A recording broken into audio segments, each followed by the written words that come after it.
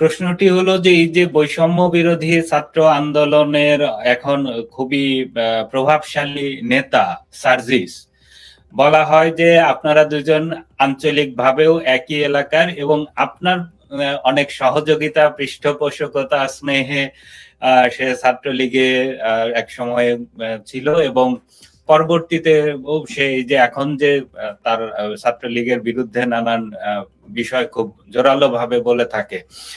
তো সেই জায়গাতে আসলে সার্জিসকে পৃষ্ঠপোষকতা দেওয়ার বিষয়টিতে আপনি কি কি বলবেন, বা তার সঙ্গে আসলেই কি আপনার খুবই ঘনিষ্ঠ যোগাযোগ ছিল? ধন্যবাদ এই বিষয়টি নিয়ে আসার জন্য। আমি সাধারণত নিজে থেকে ব্যক্তিগত বিষয়গুলো অনেক সময় ক্লিয়ার করি না, কারণ স্বাভাবিকভাবে আমি সংগঠনের দায়িত্ব থেকে সব বিষয়ে কথা বলা আমার জায়গা থেকে সবসময় সঙ্গত হয় না। নানা ধরনের কথাবার্তা সবসময় প্রচলিত থাকে, কিন্তু স্বাভাবিকভাবে আমি জানি, আমি আগেও ফিল করেছি যে এটা কনফিউশন তৈরি করেছে অনেক ক্ষেত্রে, অনেক সময় ভুল মেসেজ দেওয়ার চেষ্টা করেছে এবং আমাদের অনেক পত্রিকাতে ভুলভাবে সেটি উদ্ধৃত করা হয়েছে, যেটির কারণে কিছুটা বিভ্রান্তি তো অবশ্যই ছড়িয়েছে। আপনি জানেন যে আমি বাংলাদেশ ছাত্রলীগের সভাপতি হওয়ার আগে আমাকে অনেকগুলো দায়িত্ব পালন করতে হয়েছে।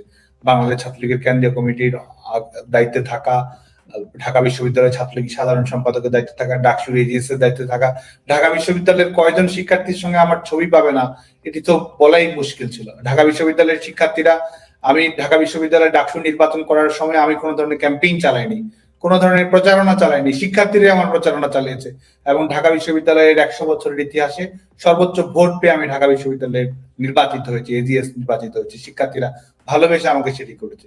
তো সেটির কারণে শিক্ষার্থীদের সঙ্গে আমার একটি স্বাভাবিক সম্পৃক্ততা ছিল। সকল, বিশেষ করে প্রগতিশীল ছাত্র সংগঠন, সামাজিক সাংস্কৃতিক কর্মী যারা ছিল, সাধারণ শিক্ষার্থী যারা ছিল, তাদের সঙ্গে আমার যে ওতপ্রোত সম্পর্ক ছিল সংগঠনের কর্মী হিসেবে, সেটি বর্তমানেও রয়েছে।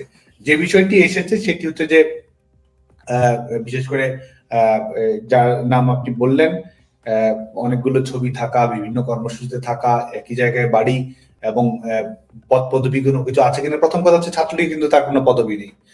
আর আমরা যখন ঢাকা বিশ্ববিদ্যালয় কেন্দ্রীয় ছাত্র সংসদ 2019 এটি ইলেকশন হলো, ইলেকশন অমর একুশে হল সংসদের যে সদস্য পদ, আপনি একটি হল সংসদের সদস্য পদ, সেটি হচ্ছে ছাত্রলীগের সাংগঠনিক পরিচয় নেই, সদস্য পদে মনোনয়ন প্রদান করা হয়েছিল, এটি সত্য।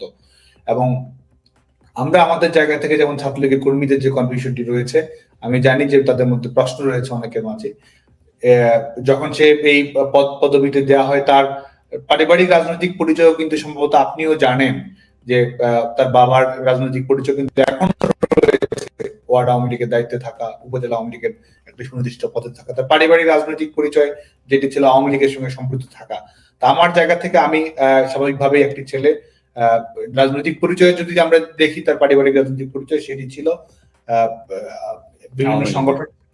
বিভিন্ন সংগঠনের সঙ্গে সম্পৃক্ত, ডিবেটিং ক্লাব সহ আনুষঙ্গিক আমাদের জেলা সংগঠনের দায়িত্বে থাকা, এই এবং আমাদের সঙ্গে যেহেতু কর্মকাণ্ড আসতো, স্বাভাবিকভাবে একটি হল সংসদের সদস্য পদ মনোনয়ন করা এটি খুব বেশি কিছু নয়। এটা আমরা, আপনি জানেন যে আমাদের কতজন সদস্যকে মনোনীত করতে হয় গোটা বাংলাদেশ ব্যাপী, তো সদস্য মনোনয়ন করা হয়েছে। এবং আমি অবশ্যই সচেতন ভূমিকা পালন করেছি, এটি আমি বলবো, কারণ পরবর্তীতে যখন ছাত্রলীগ একটি বিশ্ববিদ্যালয়ের হল শাখার, অমর একুশে হল শাখা ছাত্রলীগের পূর্ণাঙ্গ কমিটি গঠন করা হয়, পরবর্তীতে এটি দেওয়ার পরে যখন তার কিছু লেখালেখি আমি দেখেছি যে লেখালেখিগুলো আমাদের রাজনৈতিক দৃষ্টিভঙ্গির সঙ্গে যায় না। নারীদের স্বাধীনতার বিরুদ্ধে বিভিন্ন ধরনের লেখালেখি, এক ধরনের পলিটিক্যাল ইসলামের প্রতি এক ধরনের সিম্প্যাথি এবং এক ধরনের ধর্মীয় রাজনীতির প্রতি এক ধরনের আগ্রহ এবং আরো নানা কিছু বিষয়, যে বিষয়গুলো আমার কাছে পরিলক্ষিত হয়েছে, সেই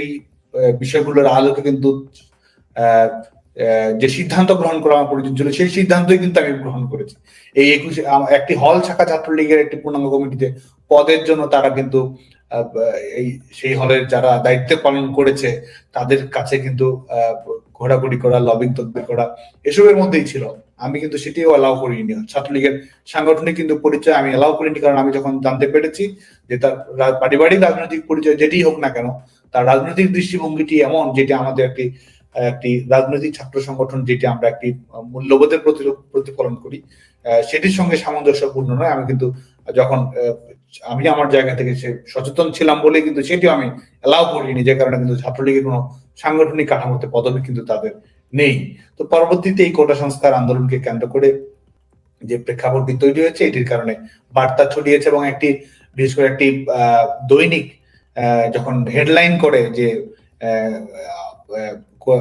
ছাত্র আন্দোলনের, কোটা সংস্কার আন্দোলনের রহস্যময় ভূমিকা, এই ধরনের নানা ধরনের প্রোপাগান্ডা যখন ছড়ানো হয়েছে এবং একটি অফিসিয়াল বিষয়, একটি পাবলিক বিষয়, যেটি বাংলাদেশ ছাত্রলীগের পেজ থেকে অফিসিয়াল ছিল, যখন আপনি জানেন যে ডোর টু ডোর ক্যাম্পেইন যখন আমরা চালু করি, বিশেষ করে এটি অনেক বিভ্রান্তি ছড়িয়েছে এবং অপশক্তিও কাজে লাগিয়েছে, এবং যারা মূলধারার গণমাধ্যমেও অনেক সময় বিভ্রান্তিকর নিউজটি ছড়িয়েছে।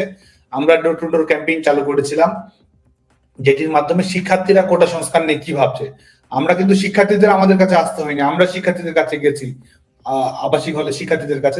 আমাদের পরিকল্পনা ছিল ঢাকা বিশ্ববিদ্যালয়ে, বাংলাদেশের সকল শিক্ষা প্রতিষ্ঠান, প্রত্যেকটি বিশ্ববিদ্যালয়ে শিক্ষার্থীদের কাছে যাব। আমরা অনলাইনে মতামত নিয়েছিলাম, ফর্ম নিয়ে গেছিলাম যে শিক্ষার্থীরা কোটা সংস্কারটি কিরকম হওয়া উচিত। আমরা বলেছিলাম যৌক্তিক, অন্তর্ভুক্তিমূলক, টেকসই সমাধান আমরা চাই, যাতে করে 2018 সালে সমাধান হওয়ার পরও যেহেতু কোর্টের মাধ্যমে এটি এসেছে, আমরা এটি এমন ভাবে অ্যাড্রেস করবো যাতে করে ভবিষ্যতে কোনো সমস্যার সমাধান হয়। কোটা সংস্কারের ব্যাপারে মৌলিকভাবেই বাংলাদেশ ছাত্রলীগ বলিষ্ঠ ভূমিকা পালন করার চেষ্টা করেছে এবং 21 হলে আমি গিয়েছি, আমার সহযোগী যারা ছিল, বাংলাদেশ ছাত্রলীগ সাধারণ সম্পাদক, যেহেতু ঢাকা বিশ্ববিদ্যালয়ে গিয়েছে, ঢাকা বিশ্ববিদ্যালয়ের ছাত্রলীগ সাধারণ সম্পাদক সবাই উপস্থিত থেকেছে এবং সেখানে আমি সকল শিক্ষার্থীর সঙ্গে আমরা কথা বলেছি।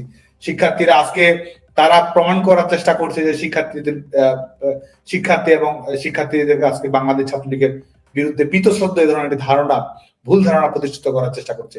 সেখানে কিন্তু শিক্ষার্থীরা আমাদের কিভাবে ওয়েলকাম জানিয়েছে, শিক্ষার্থীরা কিভাবে আমাদের সঙ্গে আন্তরিকতার সঙ্গে কথা বলেছে, সেটির প্রমাণ কিন্তু আজকে গণমাধ্যমে খুঁজলেই, সামাজিক যোগাযোগ মাধ্যমে খুঁজলেই পাওয়া যাবে। সেখানে আমার আবাসিক হলে শিক্ষার্থী হিসেবে, তার সঙ্গেও দেখা হয়েছে এবং তার কাছেও সকল শিক্ষার্থীকে যেমন লিফলেট দিয়েছি, তাকেও লিফলেট দিয়েছে এবং সেটিকে পরবর্তীতে এটিকে বলা হয়েছে যে এটি একটা গোপন ভিডিও, এটির মাধ্যমে আন্দোলনের যোগসূত্রতা।